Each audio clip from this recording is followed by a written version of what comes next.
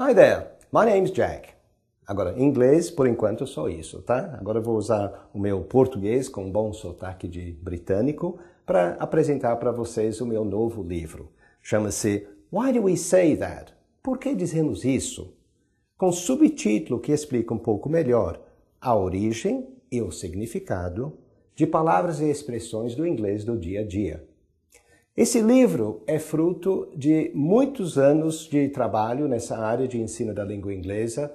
Eu comecei mais ou menos em 1975, vai dar mais do que isso, 35 anos, né?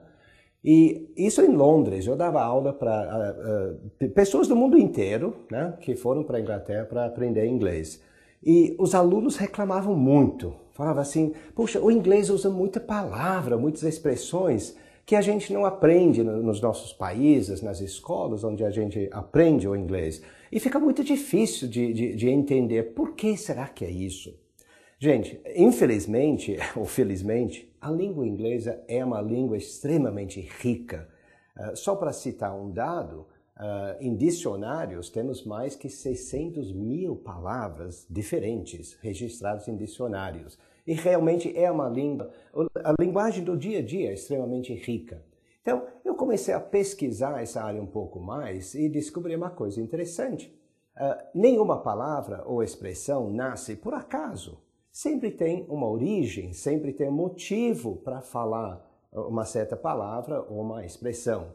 Aí o que eu descobri? Na hora de contar essas histórias para os meus alunos, primeiro eles se divertiam muito, depois acharam muito mais fácil de lembrar e entender essas palavras e expressões.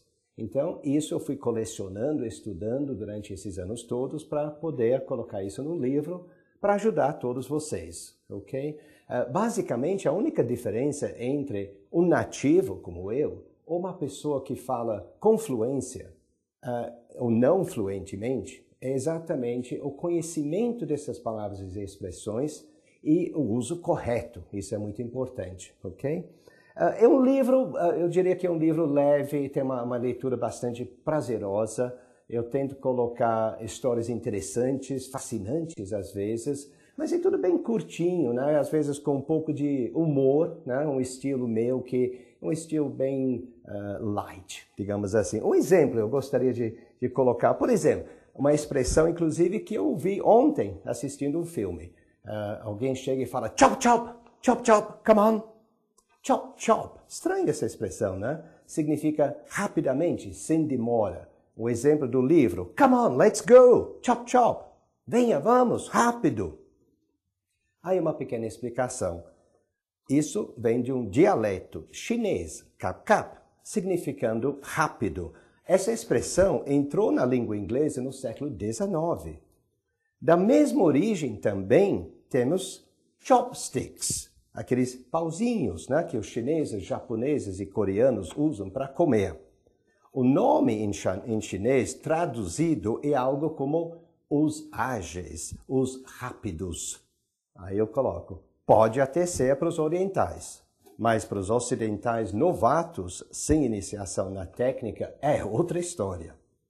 Agora, existem também muitos conceitos numa língua que às vezes você tem, por exemplo, em português, eu vou dar um exemplo, você pensa, algo vende como água.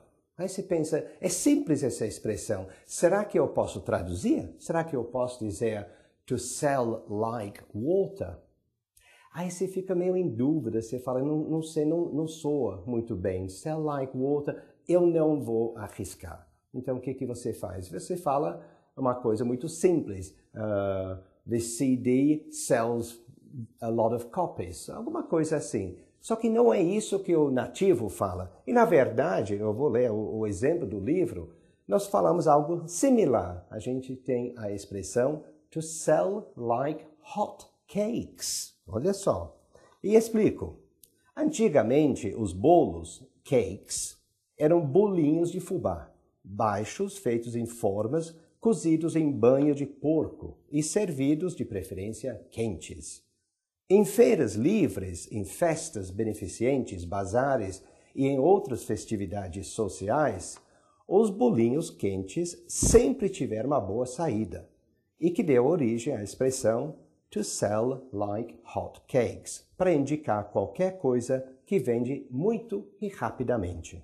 Okay? Então, temos essas expressões que tem em português, agora tem também muitos costumes, tem a parte de cultura, e isso também eu coloco no livro, porque existem coisas, um exemplo bem legal aqui, a palavra dunk, significa, não tem como traduzir, significa mergulhar ou molhar alguma coisa comestível num líquido. Vocês devem conhecer aquela loja Dunkin' Donuts, por exemplo. Aí que vem a origem dessa palavra.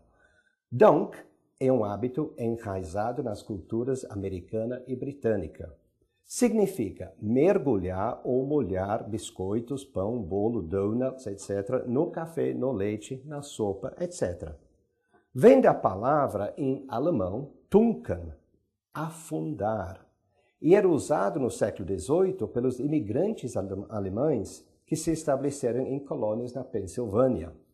Eles levavam o batismo a sério e os membros do movimento religioso chamavam-se Tunca.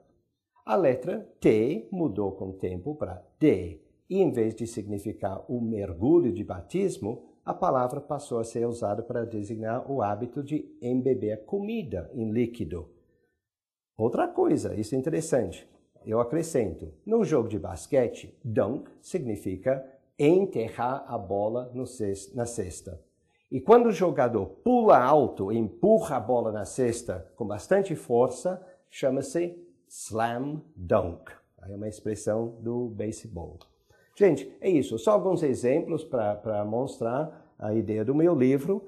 E para terminar, eu gostaria de dizer o seguinte. Eu acho que é um livro imprescindível, primeiro, para alunos, para quem está aprendendo inglês, para professor também, porque o professor precisa aprender essas coisas e nem sempre tem acesso a esse tipo de linguagem. Para professor de inglês, para aluno, para tradutores e intérpretes também. Essas palavras e expressões são muito comuns, né? E muitas vezes fica difícil de traduzir.